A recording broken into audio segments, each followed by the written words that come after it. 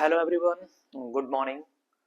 आप सभी का आपके अपने यूट्यूब चैनल गौरव इंग्लिश मैनिया में हार्दिक स्वागत है। फ्रेंड्स, हम लोग सब्जेक्ट वर्ब एग्रीमेंट की कड़ी को और आगे बढ़ाते हैं। अभी तक हम लोगों ने दो मेजर रूल्स को पढ़ा है। जब हम दो सब्जेक्ट को एंड के द्वारा जोड़ते हैं तो वर्ब कैसा होना चाहिए, कंडीशन के अनुसार सिंगुलर और प्लूरल दोनों होता था। फिर हम लोगों ने ये पढ़ा कि जब दो सब्जेक्ट को as well as and not, together with along with, इन सब से जोड़ेंगे तो जो हमारा वर्ब होगा वो पहले सब्जेक्ट से एग्री होता था। ठीक है, तो आज हम लोग कुछ और मेजर रूल्स को यहाँ पे डिस्कस कर लेते हैं। तो फ्रेंड्स, टाइम को बिना वेस्ट किए हुए let's start the video. Okay, so हम लोग का जो टॉपिक चल रहा है वो है सब्जेक्ट वर्ब एग्रीमेंट। और सब्जेक्ट वर्ब एग्रीमेंट का जो भी हम लोग का रूल होगा वो मेजर रूल्स की हम लोग बात कर रहे हैं। Okay friend, we are discussing here major rules which are related to subject verb agreement.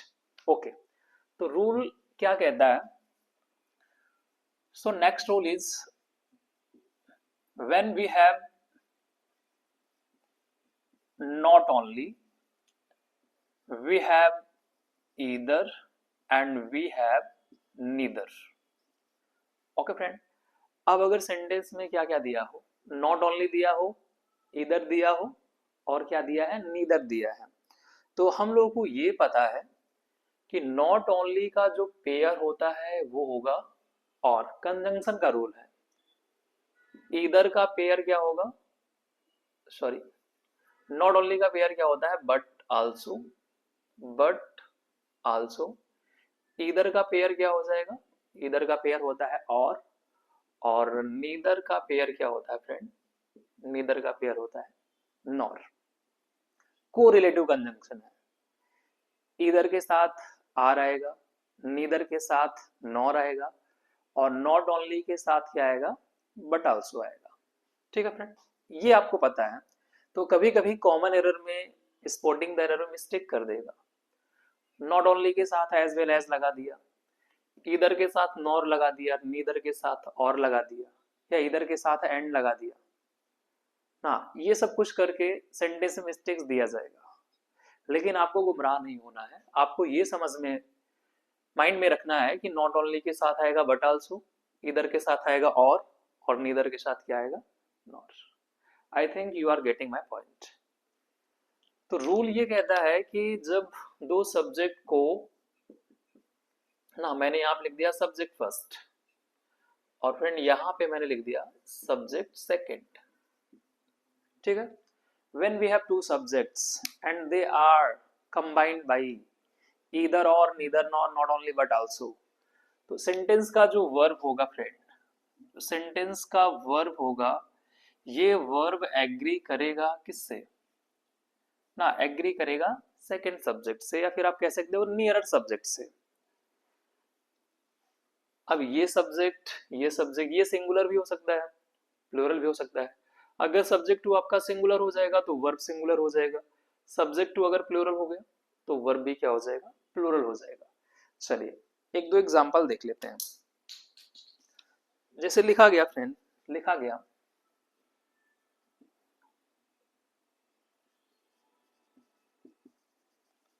Not only you but also your friend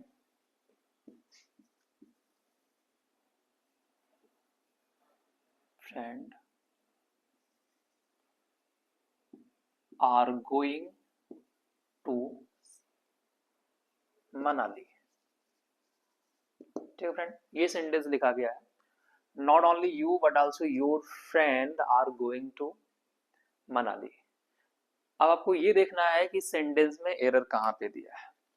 तो देखो दो सब्जेक्ट यहाँ पे देके रखा है। पहला सब्जेक्ट है not only, sorry not only but also, यहाँ पे देखेंगे ये को रिलेटिव कंजंक्शन है। पहला सब्जेक्ट यू है और दूसरा सब्जेक्ट फ्रेंड यहाँ पे क्या है, योर फ्रेंड है। तो हमने ये बोला कि जब भी हम not only but also say दो सब्जेक्ट को जोड़ेंगे तो जो हमारा वर्ब होगा वो एग्री किससे करेगा, नियरेस्ट सब्जेक्ट से एग्री करेगा। अब नियरेस्ट सब्जेक्ट यहाँ पे क्या है, नियरेस्ट सब्जेक्ट यहाँ पे है योर फ्रेंड, तो योर फ्रेंड के अकॉर्डिंग यहाँ पे क्या हो जाना चाहिए, यहाँ पे हो जाना चाहिए इज। ओके, तो क्या बन गया, not only you but also your friend is going to Manali. दूसरे सेंटेंस पे आते हैं फ्रेंड। तो दूसरा सेंटेंस दे के रखा है ईदर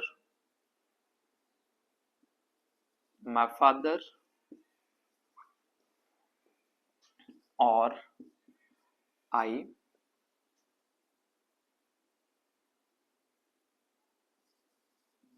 डज दिस वर्क। ठीक है फ्रेंड, ऐसा लिखा गया इधर माय फादर और आई डज दिस वर्क। तो यहाँ पे देखेंगे फिर से वही कंडीशन है, दो सब्जेक्ट इधर और से जुड़े हुए हैं। पहला सब्जेक्ट यहाँ पे क्या है, माय फादर है, दूसरा सब्जेक्ट यहाँ पे क्या है, आई है। तो ये जो वर्ब होगा एग्री किससे करेगा, एग्री करेगा दूसरे सब्जेक्ट से। दूसरा सब्जेक्ट यहाँ पे आई है, तो आई के साथ हम डज का यूज नहीं करेंगे। यहाँ पे क्या हो जाएगा फ्रेंड, यहाँ पे हो जाएगा डू। ठीक है, तो आई थिंक ये बातें आपको समझ में आई होंगी कि जब भी हम क्या करते हैं, दो सब्जेक्ट को not only but also either और नीदर नॉर से ऐड करते हैं, जोड़ते हैं, तो जो वर्ब है वो एग्री किससे करेगा, नियरेस्ट सब्जेक्ट से एग्री करता है। ओके फ्रेंड, तो एक नजर इस पे आप डालेंगे, स्क्रीनशॉट लेंगे, फिर हम लोग नेक्स्ट रूल के बारे में बात करते हैं।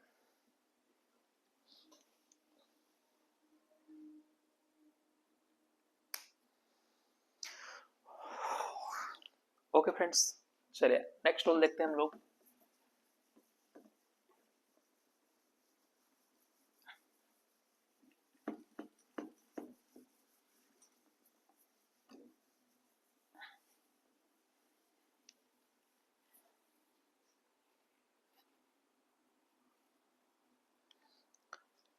चलिए फ्रेंड, तो अगला रूल हम लोग यहाँ पे डिस्कस करें। तो रूल ये है कि अगर सेंटेंस में ईच दिया हो, एवरी दिया हो, ईदर दिया हो, और क्या लिखा गया friend, neither, each every either neither, अगर ये सेंटेंस में ये फंक्शन अगर कर रहे हो किसका, सब्जेक्ट का। बात समझ रहे friend, each every either neither sentence में अगर सब्जेक्ट का फंक्शन कर रहे हैं, तो इनके लिए हम जो वर्ब यूज करेंगे वो वर्ब क्या होगा, वो वर्ब होगा सिंगुलर। ये आपको माइंड में रखना है। ईच एवरी इधर नीदर अगर ये सब्जेक्ट का फंक्शन कर रहा है तो वर्ब कैसा होगा, वर्ब होगा सिंगुलर। अगला पॉइंट है ईच और एवरी से ही related. If we have a noun, ठीक है, जैसे मैंने मान लीजिए यहाँ पे लिख दिया नाउन फर्स्ट, और इस नाउन के पहले आपको दिख जाए ईच या एवरी। ठीक है फ्रेंड, नाउन फर्स्ट, फिर यहाँ पे मैंने लिखा एंड, फिर यहीं पे आ जाए नाउन सेकेंड, नाउन सेकेंड, और इस नाउन के पहले भी क्या आ जाए, इस नाउन के पहले भी आ जाए ईच या क्या आ जाए, एवरी आ जाए, ईच या एवरी आ जाए।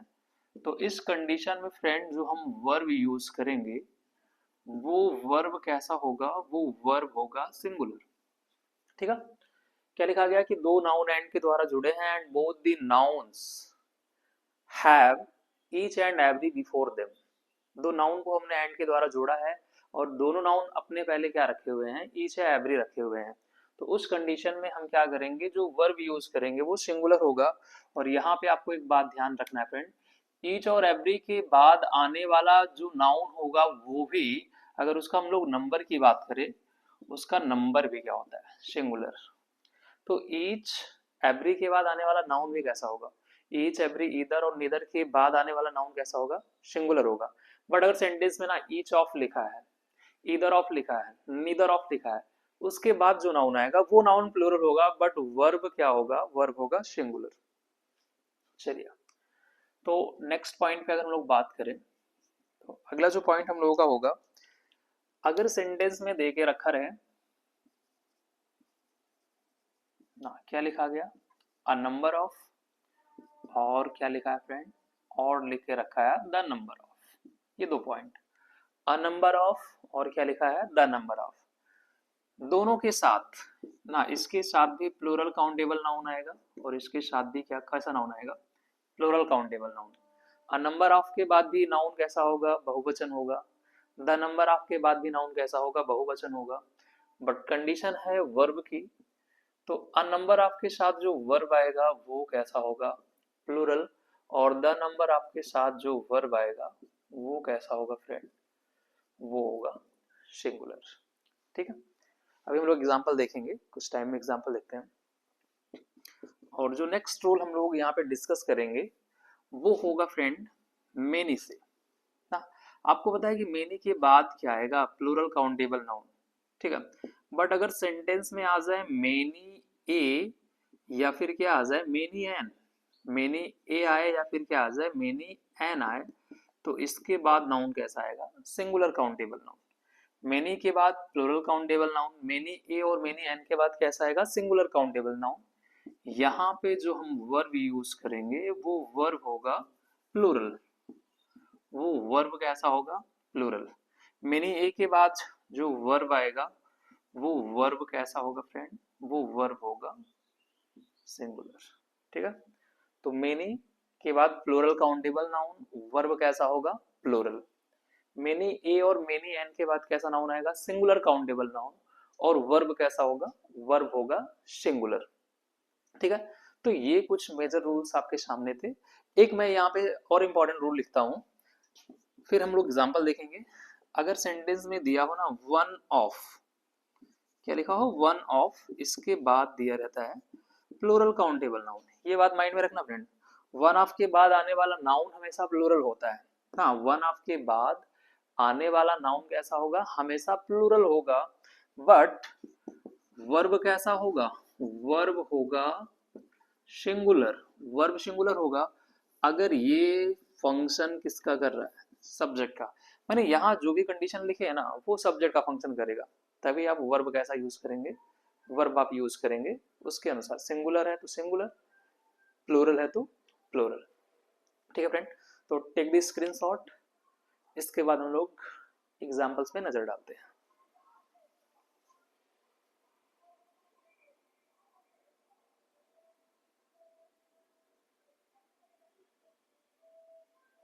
Okay, let's see the examples.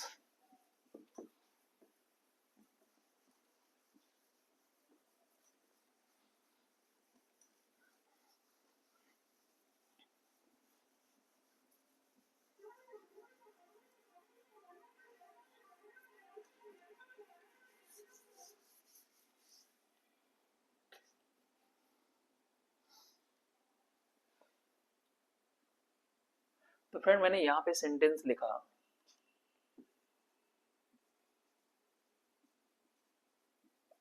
a number of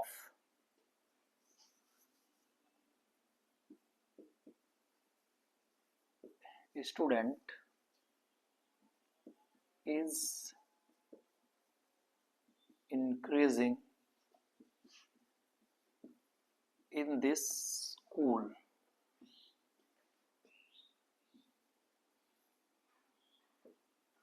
day by day। ठीक है, ये सेंटेंस लिखा गया है, a number of student is increasing in the school day by day। अब फ्रेंड आपने रूल क्या पढ़ा था, रूल ये पढ़ा था कि a number of के बाद जो नाउन आएगा वो कैसा होगा, वो प्लूरल होगा। फिर नाउन्स का भी रूल समझ लीजिए आप, तो अ नंबर ऑफ के बाद जो नाउन आएगा वो कैसा होगा, प्लूरल। और अ नंबर ऑफ के बाद अगर ये पूरा सब्जेक्ट का फंक्शन कर रहा है, a number of plus plural countable noun अगर सब्जेक्ट का फंक्शन कर रहा है, तो आपको पता है कि वर्ब कैसा होगा, वर्ब होगा प्लूरल। तो जहां पे आर है वहीं पे क्या हो जाएगा, इज। दूसरा सेंटेंस अगर मैं लिखूं, मैंने यहाँ पे लिखा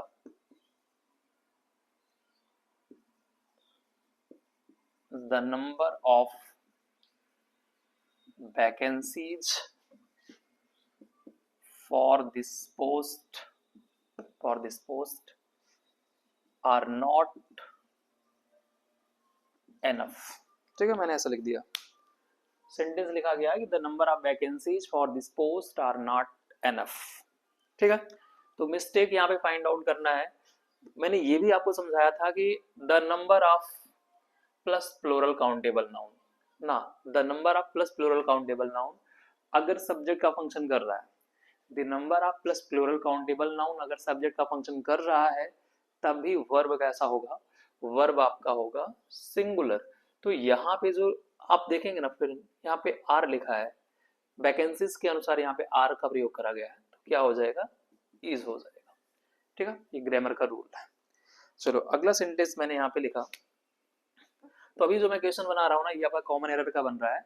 अब जैसे मान लीजिए अगर एक क्वेश्चन में बनाना चाहूँ और मैं सेंटेंस इंप्रूवमेंट का क्वेश्चन बनाऊं, जैसे मैंने यहाँ पे लिखा कि मेनी अ सोल्जर ना, मेनी अ सोल्जर्स, फिर मैंने यहीं पे लिख दिया वेयर किल्ड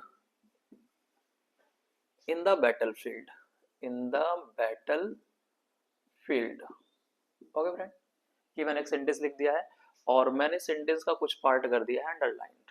ठीक है, आपको 4 ऑप्शंस दिए जाएंगे और उसमें से एक नो इम्प्रूवमेंट का ऑप्शन होगा। अगर सेंटेंस ग्रामेटिकल एरर नहीं है सेंटेंस में, तो आपका जो आंसर होगा नो इम्प्रूवमेंट में चल जाएगा ना, मतलब गिवन सेंटेंस इज करेक्ट। बाकी 3 जो ऑप्शन होंगे वो इसको सब्स्टिट्यूट करेंगे। सब्स्टिट्यूट क्यों करेंगे, कि ये सही हो जाए। ठीक है, तो चलिए मैंने पहला ऑप्शन लिखा कि यहाँ पे होना चाहिए कि मेनी सोल्जर वॉज। ठीक है फ्रेंड, मैंने ये कह दिया कि सर यहाँ पे many soldiers, many soldiers was होना चाहिए। फिर यहीं पे ऑप्शन लिख दिया कि इसमें कोई दिक्कत ही नहीं है, नो इम्प्रूवमेंट का ऑप्शन दे दिया मैंने, नो इम्प्रूवमेंट। और जो डी है, ठीक है, डी वाला ऑप्शन मैंने ये दे दिया कि सर यहाँ पे मेनी अ सोल्जर वॉज कर देते हैं ना, मेनी अ सोल्जर वॉज कर देते हैं। अब आप ये बताएंगे कि कौन सा ऑप्शन सही है। ऑप्शन ए सही है, ऑप्शन बी सही है, ऑप्शन सी सही है, या फिर ऑप्शन डी सही है। Take your time. ओके, तो देखिए फ्रेंड, आपने रूल क्या पढ़ के रखा है, रूल ये पढ़ा है ना कि many plus plural countable noun अगर ये सब्जेक्ट का फंक्शन कर रहा है, तब आपका वर्ब हो जाएगा प्लूरल, ये पढ़ के रखा है। और दूसरा आपने ये पढ़ा है कि मेनी ए या an plus singular countable noun, तो वर्ब आपका क्या हो जाएगा, वर्ब आपका हो जाएगा सिंगुलर। अब जब हमने ये देखा ना कि सेंटेंस में क्या आया है, मेनी ए आया है, तो मेनी ए के बाद तो प्लूरल काउंटेबल आएगा नहीं। अब प्लूरल काउंटेबल नाउन नहीं आएगा, मतलब ये सेंटेंस गलत है। जब ये सेंटेंस गलत है तो नो इम्प्रूवमेंट का ऑप्शन तो हट जाएगा, क्योंकि इम्प्रूव तो करना है। तो नो इम्प्रूवमेंट का ऑप्शन क्या हो जाएगा, हट जाएगा। Now we have 3 options A B and D. अब हम क्या करते हैं, रूल्स को अपने माइंड में रखते हैं, फिर सवाल को देखते हैं। पहला क्या लिखा है कि many a soldier watch, sorry मैं यहाँ पे ऐसा कर देता हूँ, दो ऑप्शन सही हो जाएंगे। मैंने ऐसा लिख दिया कि मेनी अ सोल्जर्स वॉच। तो आपने ये पढ़ा है कि फ्रेंड कि मेनी ए के बाद जो नाउन आएगा वो कैसा होगा, मेनी ए के बाद आने वाला नाउन कैसा होगा, सिंगुलर होगा, बट ये प्लूरल लिखा है, तो ये भी गलत हो जाएगा। अगला ऑप्शन दिया है कि मेनी सोल्जर, मेनी के बाद तो प्लूरल नाउन आता है, बट यहाँ पे सोल्जर लिखा है, तो ये भी गलत हो जाएगा। मेनी सही है, ए लिखा है singular countable noun singular verb, मतलब ये ऑप्शन आपका सही हो जाएगा। ठीक है फ्रेंड, तो आई थिंक यहाँ तक की बातें और यहाँ तक की रूल्स आपको समझ में आए होंगे।